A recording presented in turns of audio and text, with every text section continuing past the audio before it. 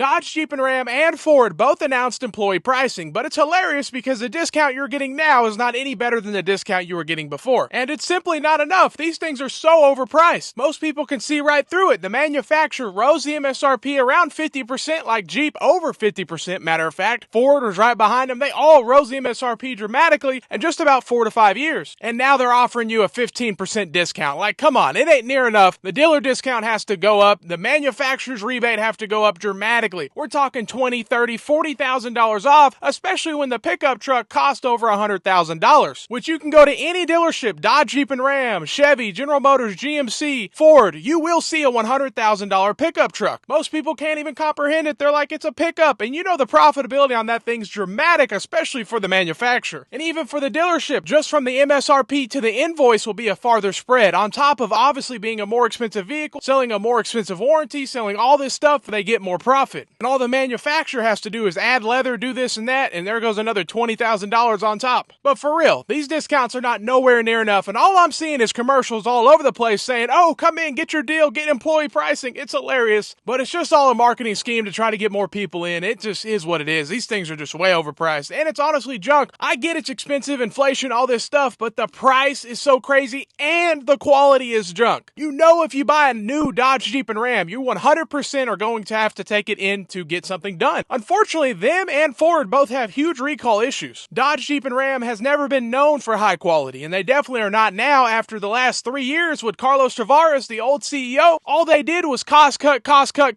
and raise price at the same time. And Ford, you're right there with them, always known as the recall king. And you lost so many customers because their quality went down. They have so many fanboys of Ford as well. So many families say, I buy Ford, until it broke down, and they're like, I'm not buying another one again. And they lost so many customers that way. And there's probably a few people who fall for this marketing stuff thinking, oh, we got a great deal, we got employee pricing for you. But Dodge, Jeep, and Ram and Ford just completely forgot who their customer base is. They're going more luxury, more expensive, and that's just not your base. Ford getting rid of the sedans, not offering cars anymore, just giving business to Toyota and Nissan. Same over at Dodge, Jeep, and Ram and the Dodge Hornet. I don't know who thought of that, a $50,000 small SUV that's going to be unreliable and not sell, and it hasn't sold for nothing. Nobody wants to buy it except rental car companies. But this is with most automotive manufacturers. They're just so out of touch with their customer base. I mean, Dodge making the Dodge Charger EV, obviously that was a stupid idea. Now they might be bringing the Hemi back. That'll probably sell if they put a V8 in it. It's probably going to be $100,000. I mean, we've seen $100,000 Jeep Wranglers, and I'm like, what in the world's going on here? You're talking about a $100,000 Jeep Wrangler. The math is not mathing. And Ford has a huge issue with only having 2024s on the lot in April of 2025, and you go to a Ford lot, all you're going to see is 24, 24, 24, so it's pretty crazy. But I spoke with an owner of a Ford dealership, and all he said was they're still getting 2024s delivered today. They wish they were 25s, but Ford overproduced way too many vehicles, especially their F-150 platform, whenever the base models now are $50K, and you barely find them. Normally, they're going to be $65, $70 at most dealerships. So no wonder it's a 2024 still sitting there. The factory probably has boatloads of them, thousands of them just sitting outside waiting to go to the dealership. And so that's the other deal. These cars sitting for 600-700 days. We saw a $124,000 Black Ops F-150. That thing has been sitting for years. It's a 2023. It's been sitting forever. But what was the dealership thinking, adding a $30,000 or $40,000 Black Ops package to an F-150? And they're still trying to sell it for over MSRP. The MSRP on it's $73,000-$74,000, and they're selling it for in the 90s. At this point, when the vehicle's been sitting for multiple years, I mean, what do? The Mach-E is the same sort of deal. I walk up to a Ford dealership, they have 2023 Mach-E's on the lot, and that's an EV sitting outside for multiple years. So this whole deal is not a good situation. Dealerships have a lot of old inventory sitting, and so yeah, you do this employee pricing, it's a whole marketing deal. Yeah, it might get some customers coming in, but most people are smart enough not to believe this advertising. Just know you can get a better deal, and you could have got the same deal last month. But personally, it's just not enough. Whenever these vehicles got increased so much, 50% over the last few years, getting a 20 or 30% discount, even if you're able to get a 20 or 30% discount, it just doesn't seem like it's enough nowadays. I would need a ton of money off, especially when I go up to a truck and it's 80, 90 grand. But let me know what you think. Is this going to convince you to buy a Dodge Hornet 15% off with employee pricing, thinking you're getting a good deal even though you're not? Same deal over at Ford with the $100,000 F-150s.